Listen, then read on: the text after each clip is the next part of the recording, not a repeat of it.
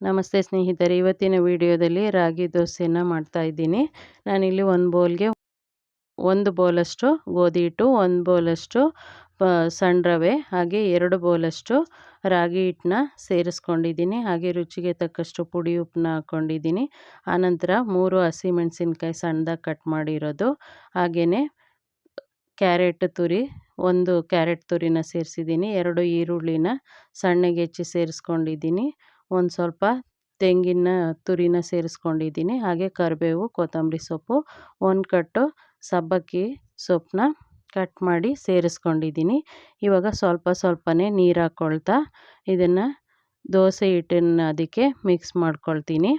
ಇದಕ್ಕೆ ನಾನು ಯಾವುದೇ ಸೋಡಾ ಏನು ಬಳಸಿಲ್ಲ. ಹಾಗೆಯೇ ತಕ್ಷಣಕ್ಕೇ ರೆಡಿ ಮಾಡ್ಕೋಬೋದು ದೋಸೆನ.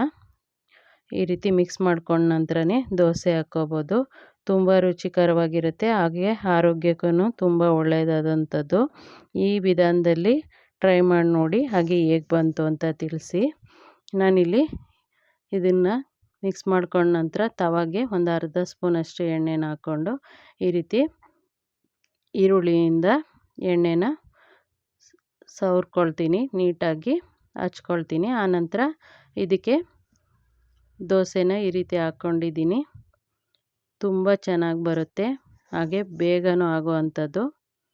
ನೋಡಿ, ನಾನಿಲ್ಲಿ ಒಂದು 4-5 ದೋಸೆ ಹಾಕೋದನ್ನು ತೋರಿಸಿದ್ದೀನಿ. ಈ ರೀತಿ ಬೆಂದ ನಂತರ ನೀವು ಇನ್ನೊಂದು ಸ್ವಲ್ಪ ನೀರು ಹಾಕ್ಕೊಂಡು ಬೇಕಿದ್ರೆ ಇನ್ನೊಂದು ಸ್ವಲ್ಪ ತೆಳುವಾಗಿ ಹಾಕ್ಕೋಬೋದು. ಈ ರೀತಿ ರೆಡಿಯಾಗುತ್ತೆ. ಇದಕ್ಕೆ ತೆಂಗಿನ ಚಟ್ನಿ ಅಥವಾ ಹುಚ್ಚೆಳ್ಳು ಚಟ್ನಿ ಅಥವಾ ಹುರುಳಿಕಾಳು ಚಟ್ನಿನ ಮಾಡ್ಕೋಬೋದು. ತುಂಬ ರುಚಿಕರವಾಗಿರುತ್ತೆ. ಒಮ್ಮೆ ಈ ವಿಧಾನದಲ್ಲಿ ಟ್ರೈ ಮಾಡಿ, ಹೇಗೆ ಬಂತು ಅಂತ ತಿಳಿಸಿ. ಮೊದಲನೇ ಬಾರಿಗೆ ನಮ್ಮ ಚಾನಲ್ನ ನೋಡ್ತಾ ಇದ್ದರೆ ಪ್ಲೀಸ್ ಸಬ್ಸ್ಕ್ರೈಬ್ ಮಾಡಿಕೊಂಡು ನೋಡಿ. ನಿಮ್ಮ ಸ್ನೇಹಿತರಿಗೂ ಈ ವಿಡಿಯೋನ ಶೇರ್ ಮಾಡಿ ಸ್ನೇಹಿತರೆ. ಧನ್ಯವಾದಗಳು.